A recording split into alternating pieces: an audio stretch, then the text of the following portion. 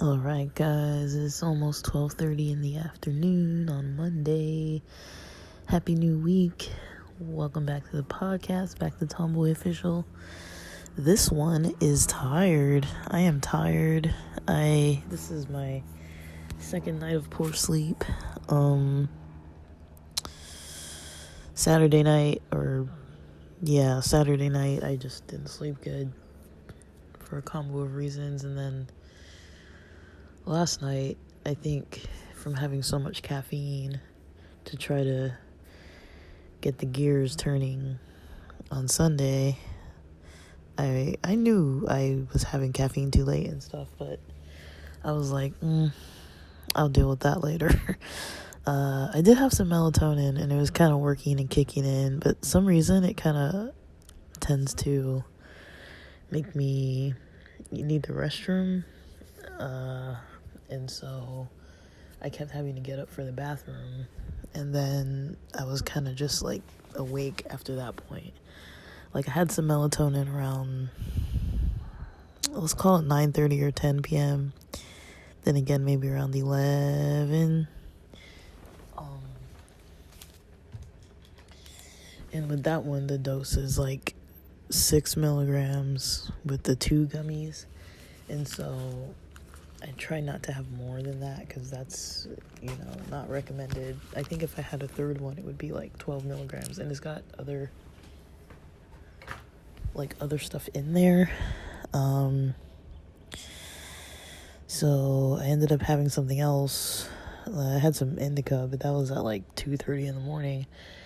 And then, of course, that knocked me out. And then, I started getting up around 10,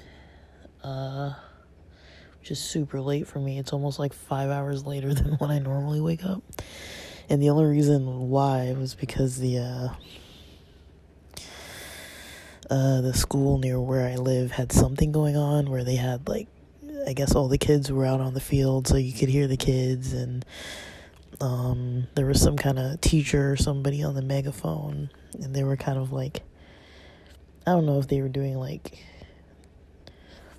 fire drills or taking a school picture or what they were doing, but I was worried it was going to be all day long, because sometimes they have parties over there and they have DJs, and they'll be just jamming on I think it's usually on Fridays, I was told. Not every Friday, but every once in a while on a Friday. So I kind of woke up to that. And the supermarket near where I live, across the street from us pretty much, there's a plaza, and it basically, they had night, some night deliveries going on, and I mean, they usually do that, but some reason the trucks were a lot louder than usual, and I have family members in the house that don't sleep till 12:30, so people were kind of walking around a little bit, and I could hear, the sinks on and stuff, and so I kind of just, it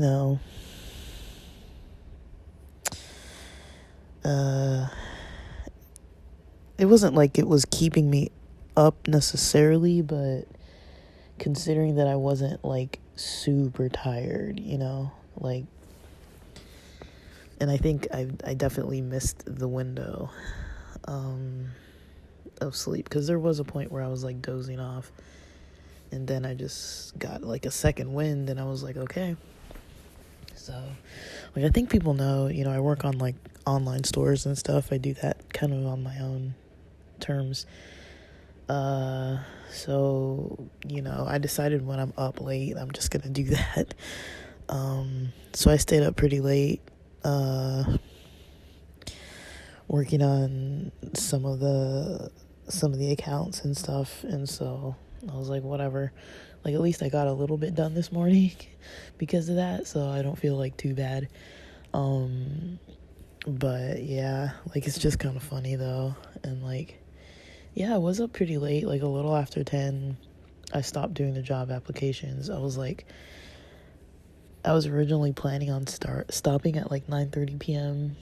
and then I was like, let me actually hit the mark of how many I'm trying to submit, because that's one less thing I have to do if I just do it as planned. So I spent that extra 35 minutes and sent in the other applications that I hadn't finished.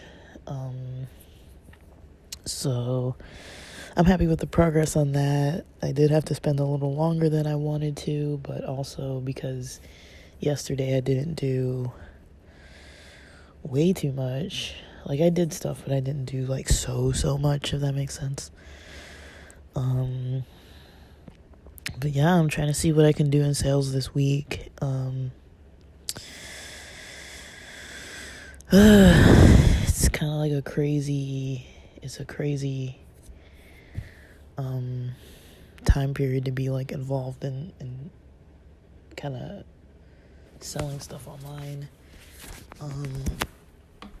But yeah.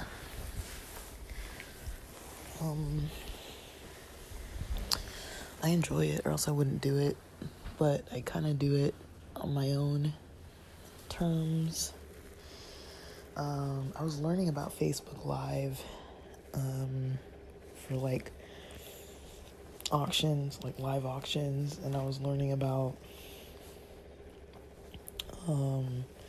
Facebook Reels for, posting for like viral content. So that's something I might dabble in a little bit.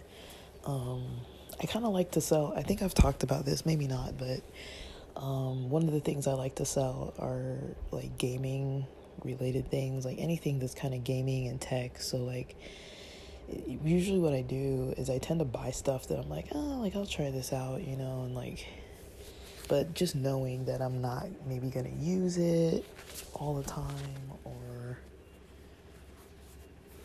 just knowing that like, it, like once I start, noticing that, okay, I'm cleaning, whenever I clean, this little thing is like something I'm just like moving from one place to another, and I'm not really actually using it. That's usually about when I'll start selling stuff. Like, I've got this gamepad that I like, it's good, it's cool, but up until this past weekend, I hadn't really played video games since like February. And so I take things like that and I'm like, okay, I haven't really played since like February. And then even when I did play this last time, when I played Watch Dogs, I wasn't using the game controller, and I was like, I don't know, like I probably won't be using it, because I do gaming on the PC, and so it's like I don't really need, a controller necessarily. Like sometimes I like it more, but I'm kind of used to just the keyboard or mouse or touchpad kind of thing. And then from work, I still have my old like headset with it. I also have like a Logitech wireless keyboard and wireless mouse. It has the dongle for both, and I'm like, since I was last working for the company I was working for at the end of December, I hadn't used that either. And then I got this phone to test out Google Fi not that long ago, and I just canceled that account over the weekend because I figured out my Wi-Fi not that long ago. But I was like, well, let me just cancel the account. So stuff like that, where I'm like, I don't need this phone, I don't need this other, gaming controller or some other like office supplies type of stuff. Usually that type of stuff, I'll sell it. So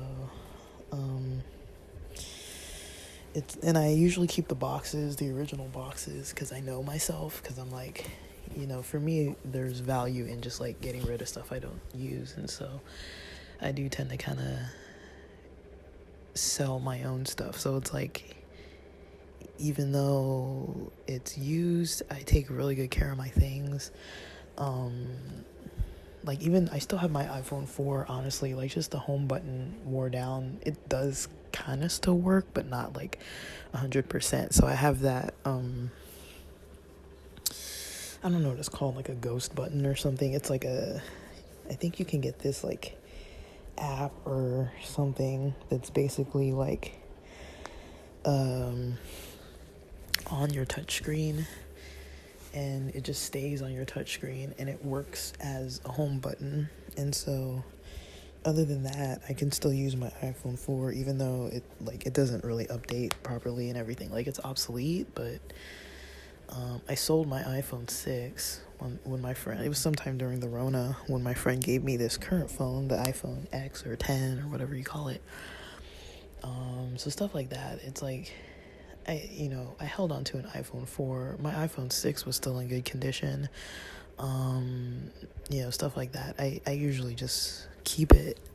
I keep my stuff in good condition enough that I can resell it. So I feel like mostly on electronics, even though I don't get like super nice fancy stuff, I can always resell it. So I always get some of my money back. And then when I start I basically make a project out of things, right? So say I'll be like, I know the phone's gonna sell. I know a game controller is gonna sell. Like, there's some stuff that I know for a fact it's gonna sell. Even if I'm not making a profit on it, technically from the amount I spent, like, I'm gonna make at least half of what I spent, if not more than half, because I have to consider shipping and all that too.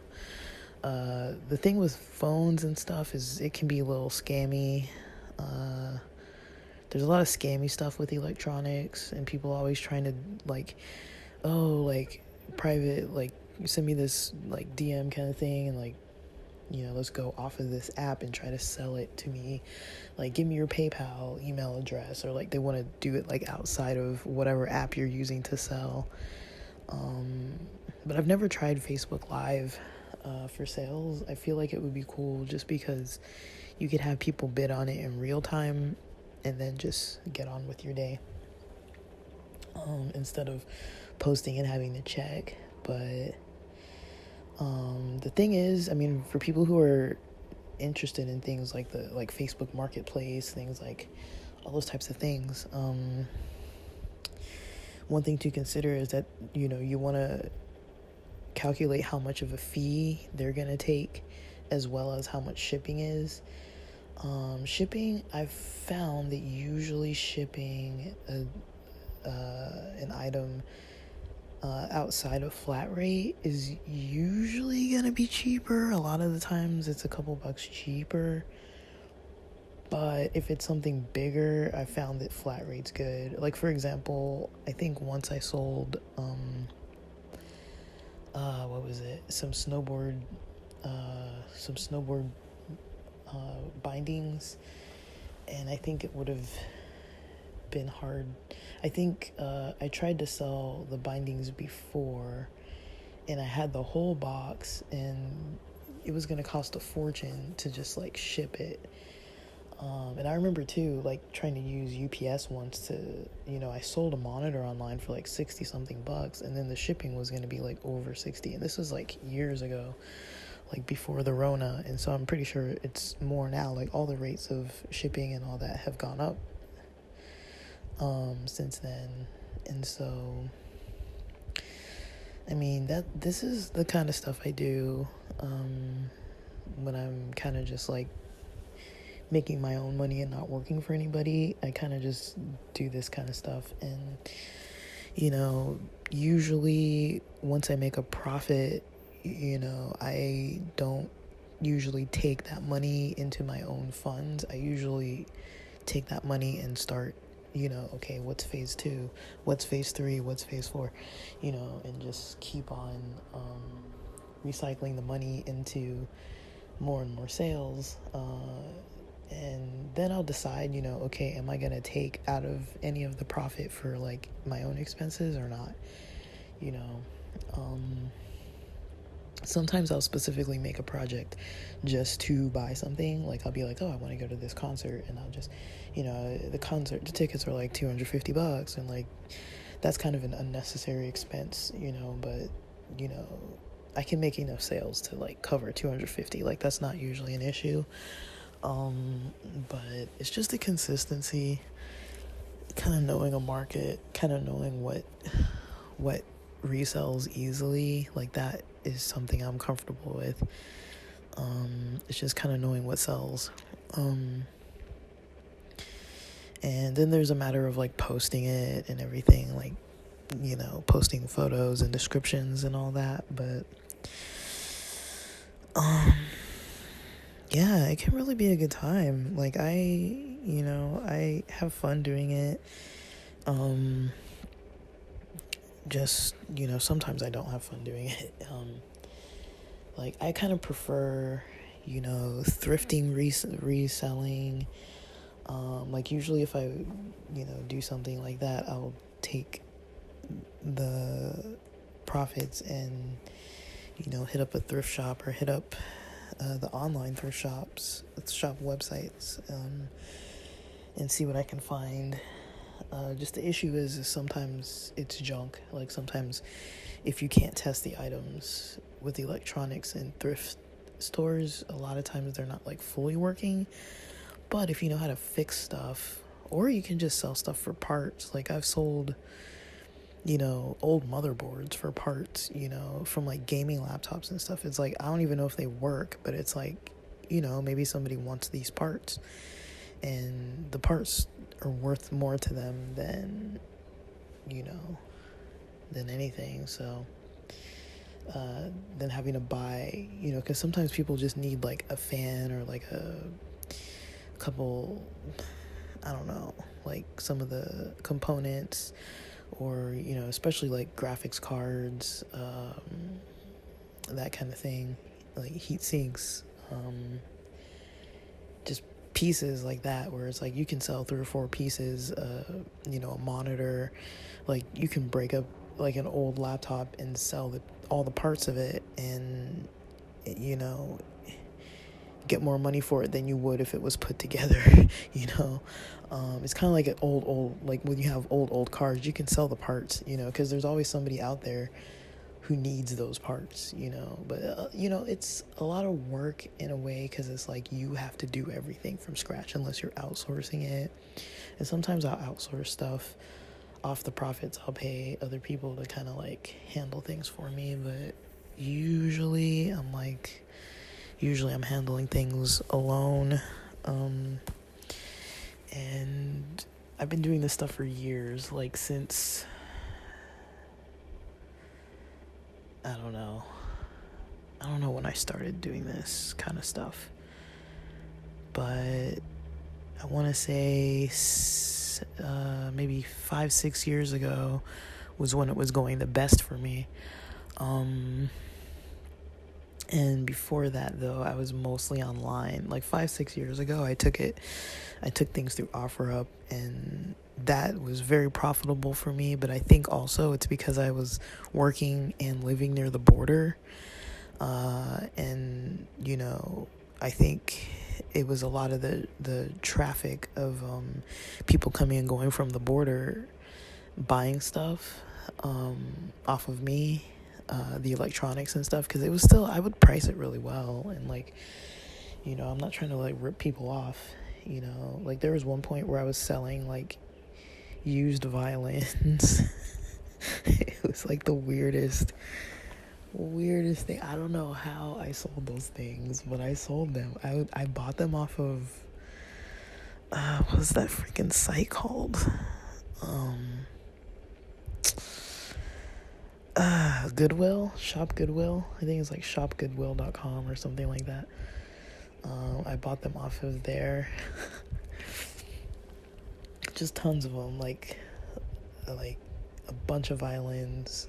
They were nice, like they were brand name violins, but they were missing like the tuning keys or the strings or the bridges or whatever, and I would just go get the pieces and restring them, put it together, get a bow, and sell it. And I would buy them for like $15 and sell them for like $150. It was like, and this was just like cash. It was just like straight cash. So I don't know, it was just kind of nuts. Like I wasn't into it though, like, and it's kind of big, so I couldn't really ship it, so I only did like online.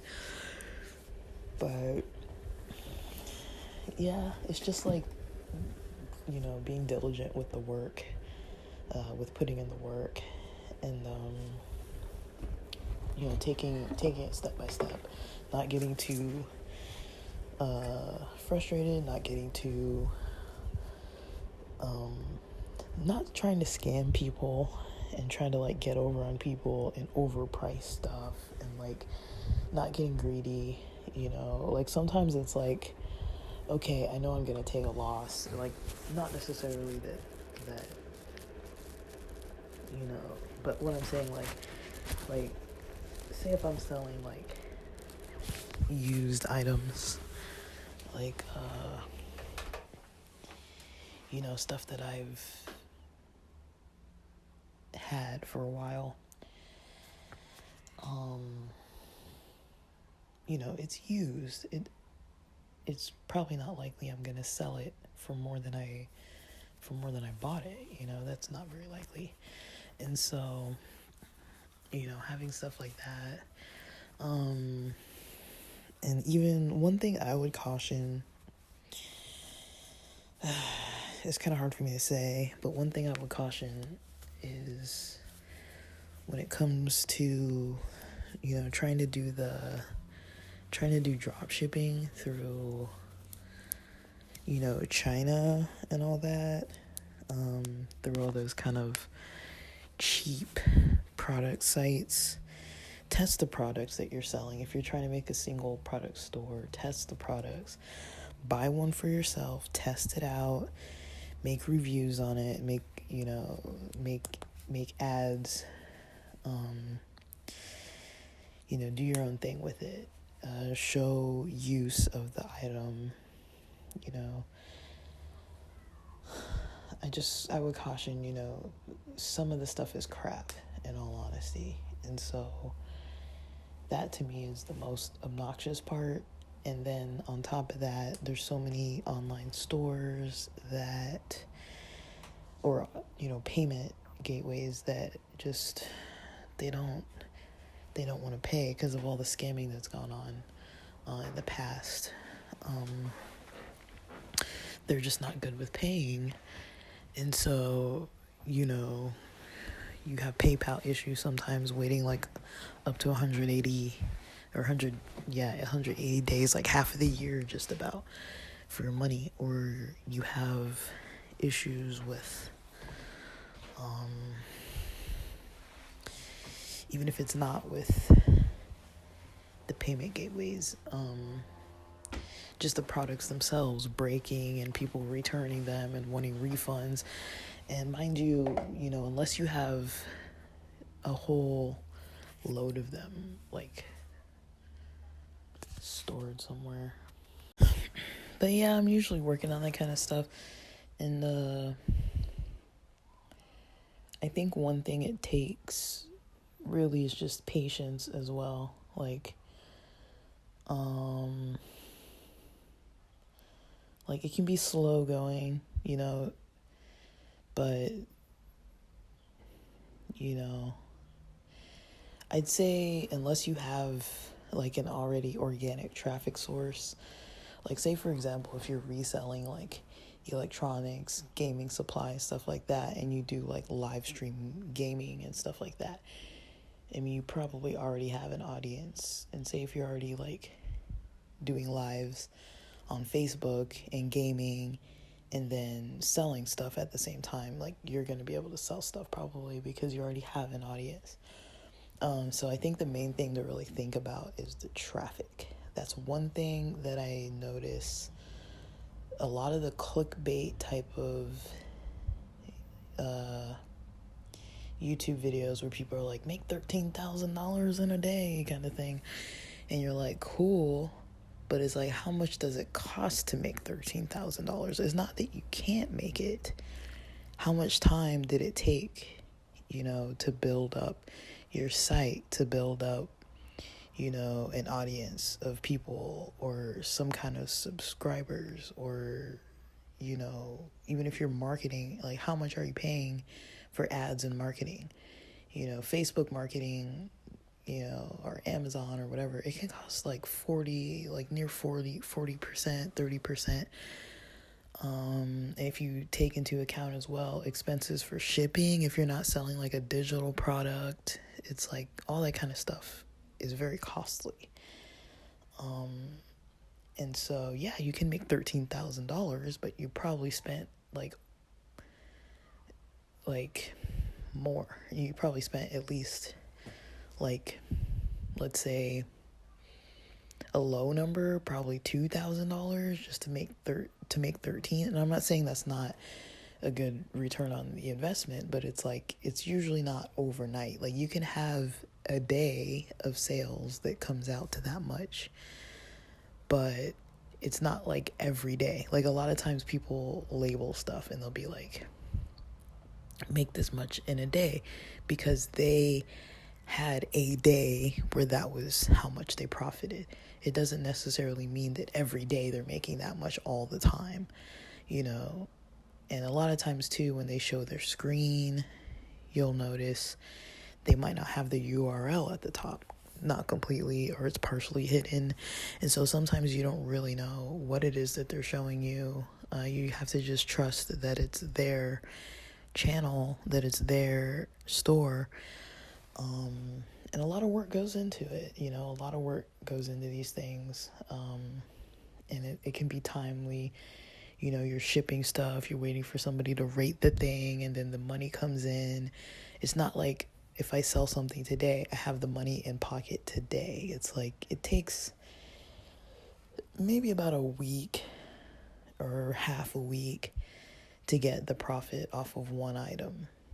And so if I'm getting like a $10 profit, and that takes like a bit, you know, it takes a few days, it's like, and that's usually how I do things. I'm like, okay, like if I can get a $10 profit for one item in 4 days, how much does it take for me to make, maybe if I want to make like $500, you know, that's 50 things you have to sell for a $10 profit, you know. And you know, that's time, that's energy. You're posting something, like you're doing something, unless you're outsourcing it, and then that's money out of your pocket again, unless you have a free person who will do it. And these are the types of things that people don't really talk about. They're like, you know, they might have a good day or multiple good days. I mean, there are plenty of people who make like I know people who make five or six figures a month. You know, some people make like $30,000, $100,000 a month, but they've built up these businesses for like a couple years. Like it's not always like, oh, I did this overnight. And even as long as I've been doing the things I've been doing for over 10 years now, it's not overnight. Like none of it has been like, oh, I wake up and like, here's all this money. Like I'm slowly putting in work, like, you know, slowly working with ideas, thinking of ideas. You know, I do write a lot, you know, I dabble in ebooks and stuff like that. And, you know, every now and then I'll like put something to publish, and, you know, I just do stuff like that. And it's like, maybe it doesn't make any money. And then, you know, if I market it, it'll make money. But that, you know, you have to have money to market something. And so it's like, unless you do it yourself, your own organic marketing, and you have like organic traffic or access to someone who can, you know, like they have theme pages on Amazon and whatnot, or sorry, on Instagram and whatnot. So you can maybe pay somebody to promote your ebook on Instagram or whatever it is, you know, to promote your Shopify store or whatever it is, you know. Those types of things can be very helpful. But yeah, like it's not always overnight. It's not, so like I would say for people who want to make money without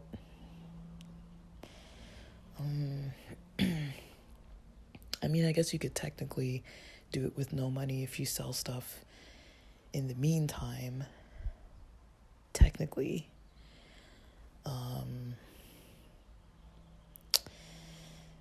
But yeah, it's not all the time. So I don't know, like it's really hard to explain though. Like, it does take a little bit of patience, but once you find that one little method that works for you, you just repeat it and keep repeating it and stay patient and don't like drop a whole bunch of money into it if you're not sure, because you can lose that money. Like, it might just be weird timing that like you happen to hit on some random holiday around the world and whatever you're selling just happens to be right during that time period, and then a month later it's obsolete, and you can't sell anything. Like, there's stuff like that where you're just like, I have no idea how I made sales on this random thing. And then there's other times where you're like, how is this thing even selling? Like, like my mom does like craft channels, gardening channels, stuff like that. And you notice in times where people's mental health, starts getting worse, or when people need to save money and start learning how to, make their own, like, grow their own food, these are times when her channels start popping off because people want, those relaxing crafts for their mentality. People want, they want to learn how to grow, and sustain their families with like healthy foods and not have to rely on grocery markets and stuff that are way overpriced. And so, yeah, like, just kind of knowing what's up, sometimes you can do really well, but sometimes, it makes more sense just to drive Uber or, do pizza deliveries or whatever. Like, you can find stuff that you can do more immediately too. So, yeah, but I feel like it's worth me kind of mentioning these types of topics because right now, even in LA, I don't know if other cities are like this, but in LA, the delivery driver market is pretty saturated. And so that's something I don't think I've ever seen, because I've used those apps on occasion where I'm like, I'm just going to go make a couple bucks. And most of the money I put into my online shops and all this type of stuff, most of it came from, Postmates deliveries and stuff. It was like, just do a couple here and there. You make like $5 or so per delivery, and I would just do it on the way home, and then I would use that money for like marketing expenses, or use some money from some item that like some resale item, and people will buy your stuff though. People will buy your stuff. And but yeah, it's a weird world out there. And you can definitely make a little empire for yourself. Like, maybe you will, or maybe you won't make 6 figures in a year, or 5 figures a month, or but even if you can make $5, you can make $50. If you can make $50, you can make 500. If you can make 500, you can make 1,000. You can make 5,000. Like, it's just the attention to detail, the patience. Like, when you start getting impatient, or when you start not having actually marketable ideas, that's kind of when it falls through. But otherwise, that's what I've been getting up to. Didn't sleep well, so I was working on the stuff that I was gonna do today, and so this afternoon I'm gonna get back to it pretty much.